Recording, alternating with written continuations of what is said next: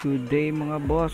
For today's video, papakita ko sa inyo yung TA64W na Alpander design. So ito yung looks niya, yung front view. Iba na yung hood, yung bumper niya. Naka-custom na rin yung side skirt niya and rear bumper. So ito yung kulay na napili ni sir, yung neon green. So sa made to order, pwede kang magpili ng color and design. And for the LTO registration, naka-direct na po sa buyer's name. So ito yung back view ng every wagon TA64W. Yung back glass niya is naka-curved type, and then yung taillight niya is nakatayo.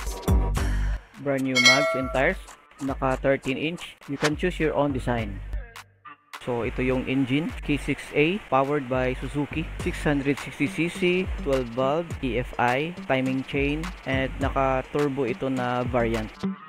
Ito yung loob, naka all power windows, front and back, power mirror, and auto folding with turbo timer. Naka-install na yan. So ito yung dashboard ni sir. Ito yung napili niya na color combination. Naka 9-inch Android stereo with built-in Wi-Fi, GPS, Bluetooth with reverse camera. And naka dashcam na din with front and rear camera.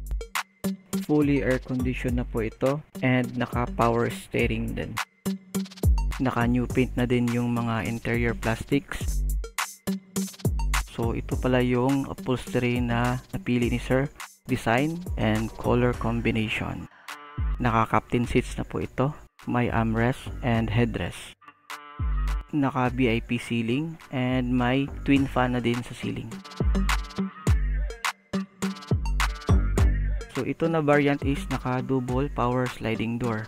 Both sides, left and right. So pwede mo siyang makontrol sa switch sa dashboard, open and close. And pwede din naman i-manual yung sliding door. May switch siya sa on and off para mag-auto sliding door siya. May switch din sa kanyang auto step.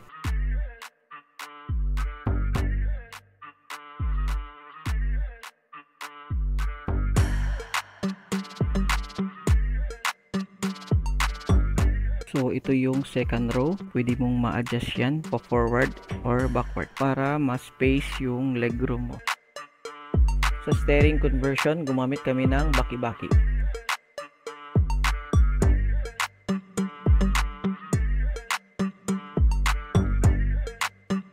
And ito naman yung compartment niya or third row. Pwede ding i-fold yung second row na dalawang seats para mas malaki yung space sa compartment. Ito yung back seats, detachable yan with storage. Pwede mong hindi ikarga para mas spacious pa yung likod mo. So sa seating capacity, kasya naman 5 to 7 passenger. So ito pala na unit is 4x2 automatic transmission with overdrive and K6A engine with turbo. Order pala ito ni Sir Edgar from Maa, Davao City. Salamat sir sa pagtiwala niyo sa JDM Surplus Multicab.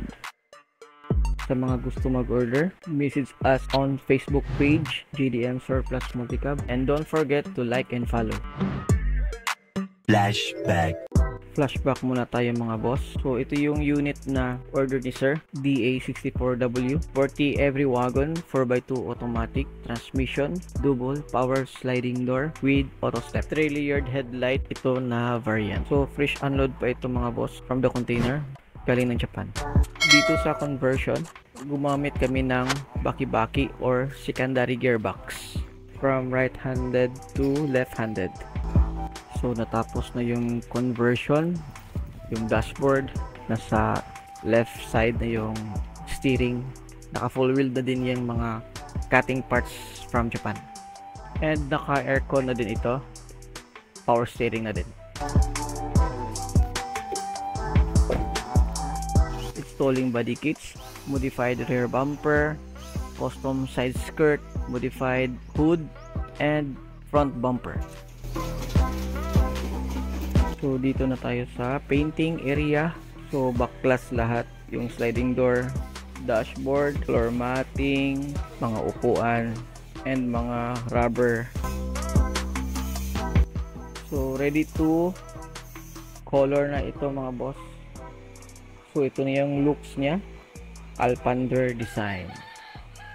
modified hood, modified bumper, new side skirt, new rear bumper.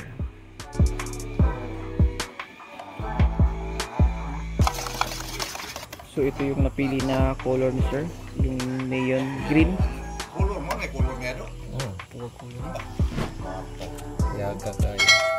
Let's get it on mga boss.